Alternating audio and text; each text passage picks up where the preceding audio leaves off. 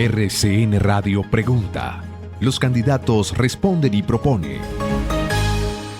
En este espacio que hemos abierto de tiempo atrás para escuchar a los candidatos y precandidatos presidenciales, hoy queremos proponer un tema de debate, que es la noticia del día, y es la nueva política antidrogas de Estados Unidos con respecto a Colombia, que se acaba de conocer en las últimas horas y que decíamos plantea o hace un planteamiento un poquito más macro para entender el fenómeno, y está hablando de la necesidad, por ejemplo, de que se proteja a los líderes sociales, que se reforesten las zonas que han sido deforestadas, que haya mucho más cuidado en los temas sociales, en las zonas donde hay producción de droga, que se tenga en cuenta la implementación del acuerdo de paz. En fin, hay muchos elementos y mucho menos se habla de aspersión, por ejemplo, aérea con glifosato. Uno de los candidatos que ha puesto sobre la mesa el tema de debate de la política antidrogas es Juan Carlos Echeverry, y le queremos preguntar sobre estos nuevos planteamientos que se hacen desde Estados Unidos y sobre cuál sería una mirada distinta o diferente de la política antidrogas. Gracias por acompañarnos, candidato o precandidato. Buenos días. Precandidato, hola Yolanda, y muchas gracias por permitirme hablarle a tu inmensa audiencia. Bueno, precandidato Juan Carlos Echeverry, hay nueva política antidrogas de Estados Unidos. ¿Cómo la analiza usted con respecto a lo que había antes y a lo que se propone ahora? Aquí estábamos comentando en mesa que es una mirada un poquito más amplia y que tiene novedades con respecto a lo que había, que eran un poquito muy centrados en erradicar. Esto va más allá de la erradicación. ¿Cómo la ve usted? Pues sí, en efecto. Dicen que la destrucción de laboratorios, que el tema de lavado de dineros, que el tema de justicia, la erradicación, llevamos 40 años peleando contra la mata, Yolanda, y pues los datos muestran que erradicar una mata vale 8 veces más que plantarla. Entonces, casi que económicamente, toda la plata que pongamos estrictamente en erradicar se va a perder. En cambio, si nos concentramos en destrucción de laboratorios, en lavado de dinero, en el tema de importaciones ilícitas y sobre todo, como dice esta nueva política, en justicia, en darle seguridad y ofertas distintas a los campesinos. Y una palabra que me gustó mucho, que es la primera vez que me la encuentro en uno de estos informes: formalización. Formalización, que la gente pueda obtener un crédito, que el campesino pueda empezar a tener posibilidades, y yo creo que también que el gobierno ayude a comprarle la cosecha a los campesinos, me parece fundamental. O sea, esta es una guerra económica en el fondo, Yolanda.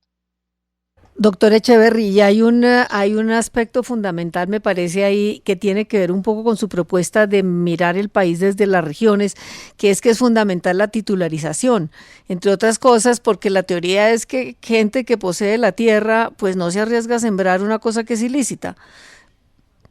Sí, María Elvira. Y también yo creo que hay un desafío a los bancos, y para que no solo presten contra el título. Nosotros en este país, yo no sé por qué nos hemos enfocado en que la gente solo puede salir de pobre si tiene un título, y usted sabe lo difícil que es obtener un título de tierra. Si en las ciudades es difícil, imagínese en el campo. Apostémosle a la producción del campesino, apostémosle al flujo de caja, a lo que va a obtener de ingresos. Claro, para eso hay que creerle al campesino y jugárnosla por él. Pero la titularización es esencial. Lo que pasa es que ese es un proceso que siempre dura mucho tiempo, y mientras tanto el campesino tiene que comer, obtener un crédito, arriesgarse, tratar de vender. Entonces, ambas cosas me parecen muy importantes, María Elvira. Doctor Echeverry, le voy a hacer esta pregunta en términos muy crudos. Si usted le habla de todo esto de la Casa Blanca a la gente que vive en Argelia, en el departamento del Cauca, donde hace 2 o 3 días hubo otra vez 10 muertos, pues ellos lo que le van a contestar es que todo eso es mentira.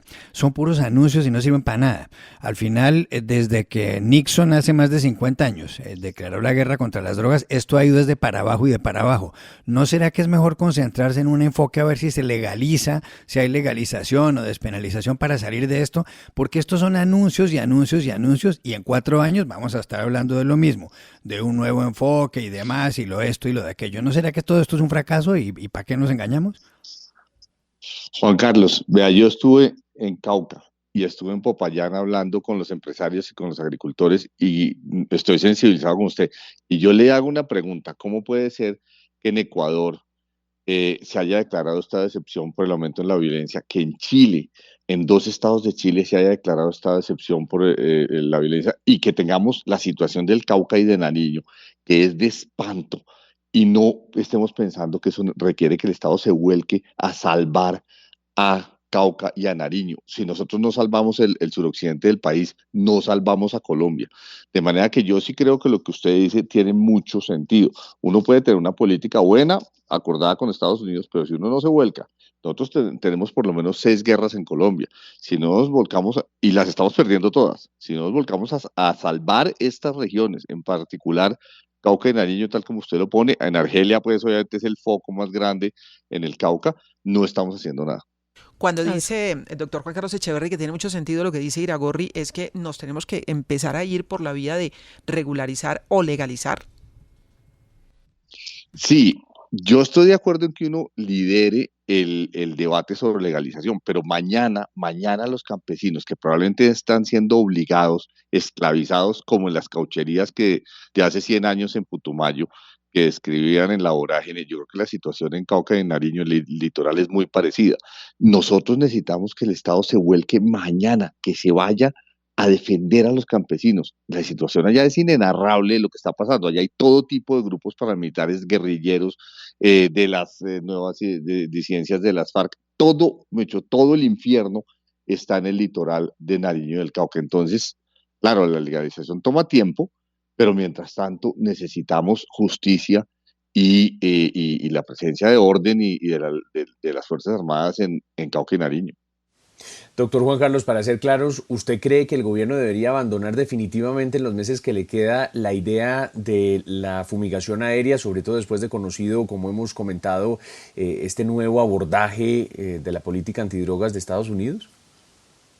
No, yo creo que la fumigación aérea debe ser un recurso de última instancia, pero se debe mantener como una herramienta. Es como cuando uno tiene los aviones Kafir o los tanques de guerra. Uno no compra aviones Kafir para pelear, pero son una herramienta de disuasión. Yo no le quitaría al Estado ninguna herramienta, pero eso no quiere decir que la erradicación deba ser el centro de la política antidrogas, ni que la erradicación con glifosato debe ser. Yo creo que vamos peleando contra la mata 40 años y no hemos avanzado gran cosa. Peleemos, como dice esta política, contra la destrucción de laboratorios, contra el lavado de activos, contra la provisión de justicia en estas regiones. Yo creo que, digamos, hay algo importante y es centrarnos en la erradicación y solo en el glifosato sería una equivocación, pero yo no la abandonaría como una herramienta que se puede tener como una última instancia. Doctor Echeverry, si lo entiendo mal, usted habla de la situación en el sur del país, en el Cauca y Nariño, como realmente dramáticos. ¿Usted plantearía, digamos, una estrategia, digamos, casi que piloto, por decirlo así? Primero enfoquémonos en una región y metémosle todas las baterías y arreglar esa región, vamos por otras, porque disparar como con lluvia, pues finalmente no se logra nada. Es completamente, 100%, eso es lo que yo estoy diciendo. Uno no puede pelear 6 guerras y ganarlas al tiempo. De hecho, estamos peleando 6 guerras y perdiendo 6 guerras al tiempo. Uno tiene que enfocarse y ganar una guerra y después otra. De hecho, ¿sabe de dónde saqué esa filosofía?